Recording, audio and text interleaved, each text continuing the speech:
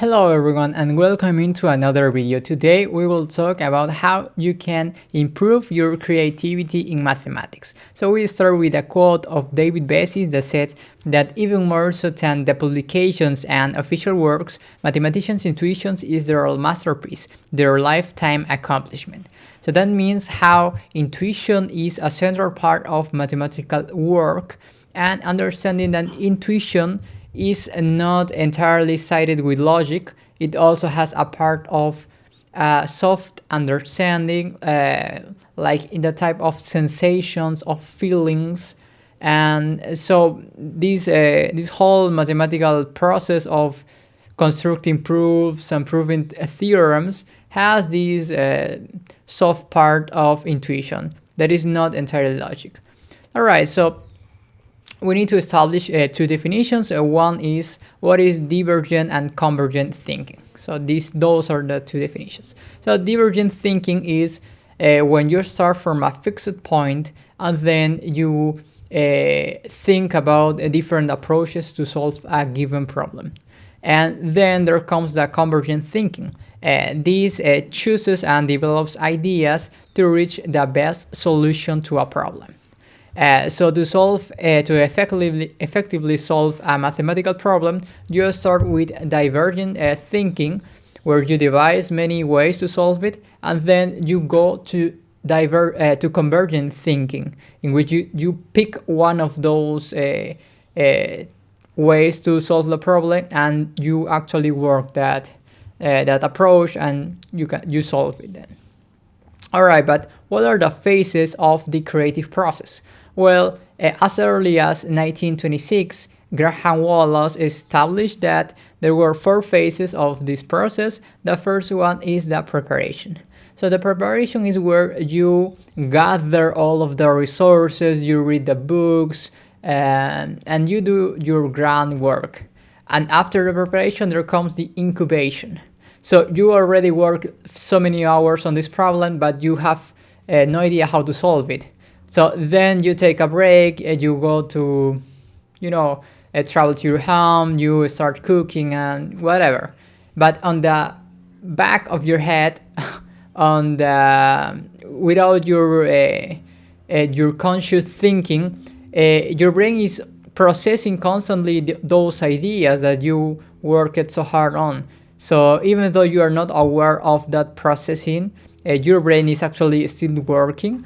And then there comes the illumination. The illumination in which your brain tells you, all right, this is the solution.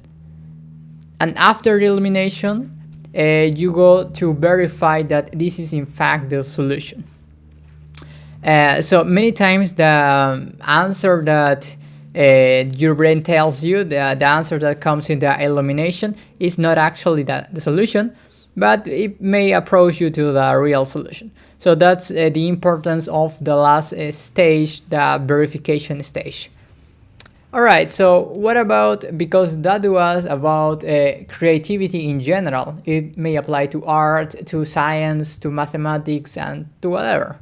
So in regards to mathematics, Leikin and Pitta-Pantazi some 10 years ago stated that very little research has been done on creativity in mathematics education. So why is that? We all know that mathematics is a complex topic for high school students. For instance, we know that it is the most hated subject in high school, and at the same time is the most loved topic in high school. So with mathematics in high school, you either love it or you hate it. So teaching mathematics is a challenge for teachers, and many part of the difficulty of teaching mathematics is the feeling of the students that they don't know how to solve the problems. They like the illumination part. So in this context, it is kind of, it doesn't make any sense that there's so little research on creativity in mathematics. But I think that there are 2 reasons why this is. The first is because it is difficult to define what creativity in mathematics is, or in general what creativity is. You could define it as the number of spontaneous or new ways of thinking, but you know that we live in a culture, we live in a society, so all of our thinking is more or less grounded in our cultural sphere. So everything that we think is not entirely new. It has basis on some cultural elements. So it's not entirely new. So that's a first difficulty. The second and perhaps the most important difficulty is because it is difficult to quantify. How you quantify how creative some student is? By the number of new ideas, by the degree of creativity in his thinking. So it is difficult to quantify, because to do real science, to do hard science, you need data, you need numbers. How can you put a number on the creativity? And well, going back to the first challenge, it is also difficult to define creativity because there are creative thinking and there are creative actions. So what do you study, the thinking or the actions, the product or the process? So it is a whole problem, and that explains why there is so little research on creativity in mathematics. But we don't really need to support all of our talk or all in psychology papers, because we actually have a great wealth of books that we can consult, and those books are the books that are written by students of the history of mathematics, by biographers, or by mathematicians themselves in autobiographies. So we go to the wisdom of the ancient. So in 1920, Göttingen was the hub of research on mathematics. Germany was a very important country for science in general and in mathematics in particular. So in this year, Emmy Noether was in Göttingen. It was not only Emmy Noether, it was also Hilbert, David Hilbert, and many mathematicians like Alexandrov and so on. So part of their daily routine was going to a pond and a pool, well, a natural pool, and just relax, just cool off and talk about many different things, and of course about mathematics. So in this context, Alexandrov tells us the following. Many a mathematical, but not only mathematical conversations took place at the Klee. The Klee is the pool that was the lifeguard of that pool was called Klee, so the pool was nicknamed as the Klee. Alright, so either in the moving waters of the lane, which were not always particularly clean, even quite brown after it had rained, or in the sun, or else at the shade of the lovely trees, a favorite spot for the mosquitoes. And many a mathematical idea was born there as well. The Klee swimming pool was exclusively for men. Females were only represented by Miss Emmy Noether and Nina Corrand, both of whom exercised their exclusive privilege on a daily basis, no matter what the weather conditions. So this is important because it tells us that even though all of those mathematicians were really busy with their work, had many papers to write, and had many talks to prepare, they had their lectures and so on, their faculty work and everything, they still took some time to just swim and talk with their friends, with their colleagues, just relax, and of course talk about the things that they like, mathematics among them. So in that place, in that context, perhaps many discoveries were made. And so this is the first important point, and that is to take a time to relax, to take a time to stay in contact or connected to nature, and of course to be with your colleagues, with your friends. And that leads us to the second point, which are the importance of the community. This is a famous photo of the Solvay conference in 1927. Many great scientists are in this picture, like Einstein, Lorentz, Marie Curie, Planck, and so on. So this is just to show you how important the scientific meetings are, and mathematical meetings, of course. So in those spaces, you can connect with other mathematicians and let the ideas go with your colleagues, and perhaps in those conversations you can think of new things that you hadn't had the time to think about in other way, and exchanging ideas and approaches with other mathematicians could be fruitful for your own research, even though they are not you're not working with them. You can share a few hints and they can give you some feedback and so on. So it is important to stay within the community, because mathematical work is sometimes something that you do in isolation.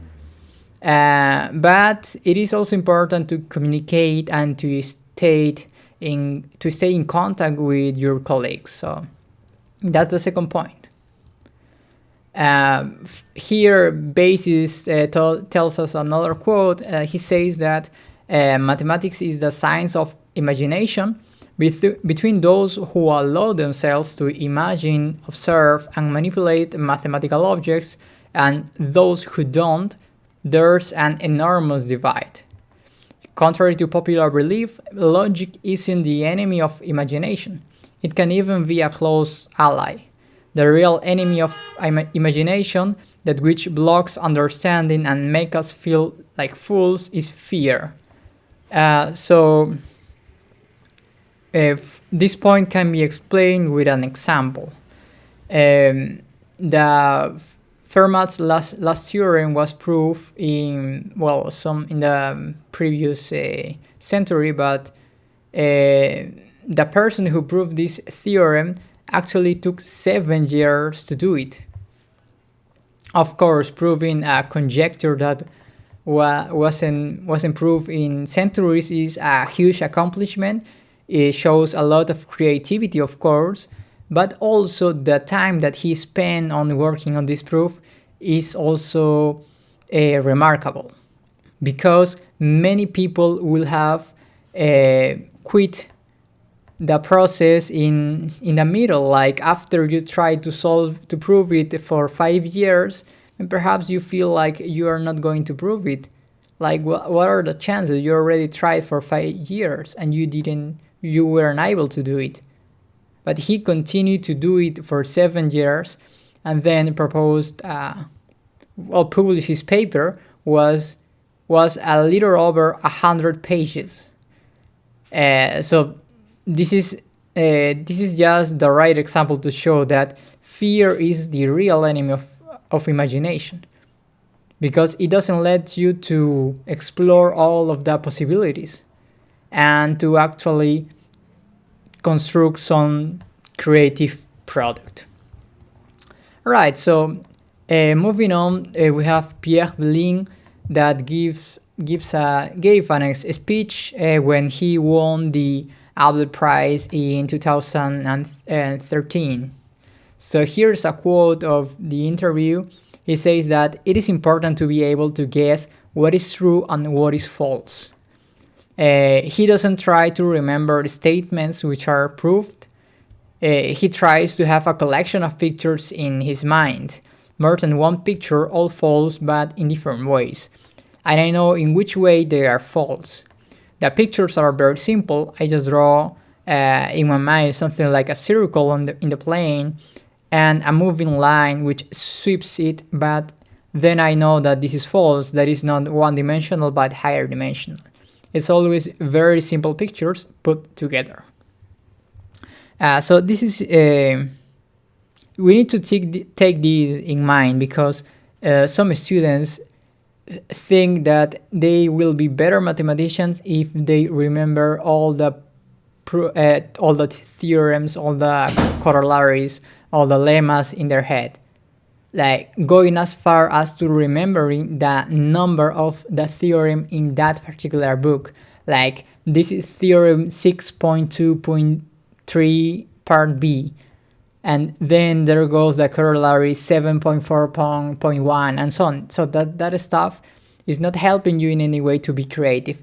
It is helping you to actually pass your test, like for real, but to do new mathematics is not going to help, because you can always consult what are the facts, right? If you are working on a problem of topology and you may forget some theorems of topology, so you take your book and you read it, you sift through it, and then you read like, here it is.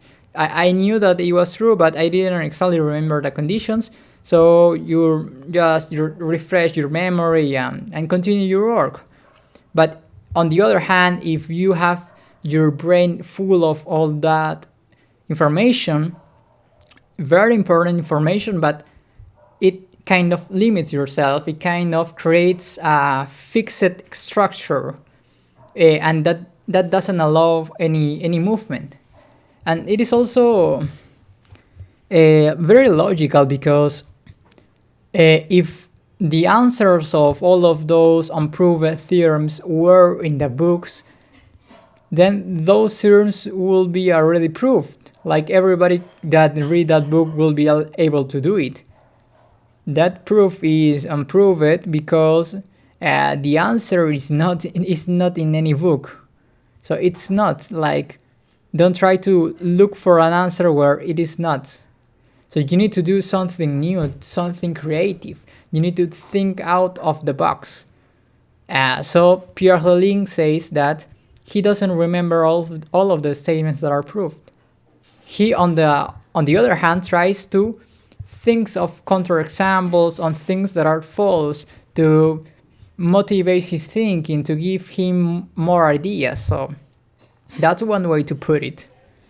Then our final topic will be about large language models like Gemini, Claude, ChatGPT, and DeepSeek. So what are these tools? Well, some people say that those tools help them to be more creative, and I disagree. I disagree totally, because they are thinking for you. They are not making you think more creatively. So there is a study that was made by people of the MIT, and that, well, it goes by the name "Your Brain on ChatGPT: Accumulation of Cognitive Depth, Highlight on Depth when Using an AI Assistant for Essay Writing Task." So this work was about writing, so it is not exactly mathematical work, but it can show you how these assistants hinders your thinking. So the study was made by connecting an electroencephalogram to the volunteers and monitor their brain activity when they were writing essays. So the study had three groups. Like, one group in which they didn't use any internet, any Google, nothing, like not ChatGPT, nothing. They wrote their essays just by using this thing. And the second group was with people who could search the internet, like use Google and so on, to help them to think about what to write in their essays. And the last group had a connection to ChatGPT, and they could use ChatGPT to write. So what happened? Well, after 4 weeks, they saw that the brain connectivity of the people who only used their brain was higher. There was good activity, good strength, and good amplitude of neural networks. So the people who use Google had a similar activity, but not quite high as the people who only use their brain, but there was good activity. And lastly, the people who use ChatGPT to write their essays had very little brain activity. So, unsurprisingly, ChatGPT is not helping you to train your brain. Like, who will have thought about that? So after 4 weeks, the people who only work by themselves was allowed to use ChatGPT, and the people who uses ChatGPT were told that they couldn't use anything, they couldn't even consult Google, nothing, just work by yourself. Alright, and what happened? The people who trained using only their brain, when they were allowed to use ChatGPT, they had good memory, of course, activity in their occipital parietal part of the brain, and in the prefrontal nodes related to visual processing. Alright, and what happened with the people who had trained with ChatGPT? Well, very little activity in neural networks. So what's the summary? The summary is that to improve your creativity, you better stay away from large language models, because it is not helping you.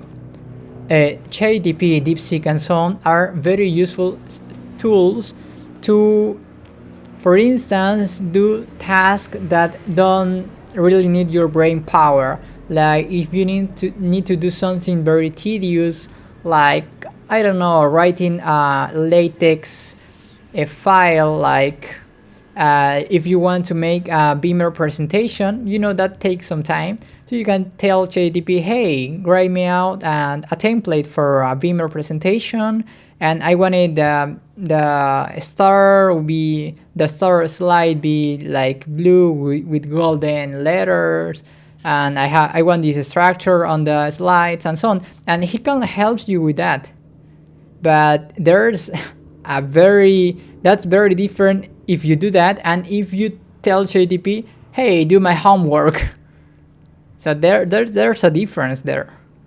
So to show a metaphor about this, the misuse or overuse of ChatGPT is like going to the gym but with an exoskeleton and think that you will actually get stronger that way. So it's not going to work because you are not training. You need to use, in this case, your muscles, and to be a better mathematician, you need to use your brain. So that's it. And the summary is the following. So first, you need to, it will be advisable to stay connected with nature, to have some time to relax, to unwind. The second is to stay with the community. Go to scientific meetings, to mathematical meetings, or just talk with your colleague at your departments.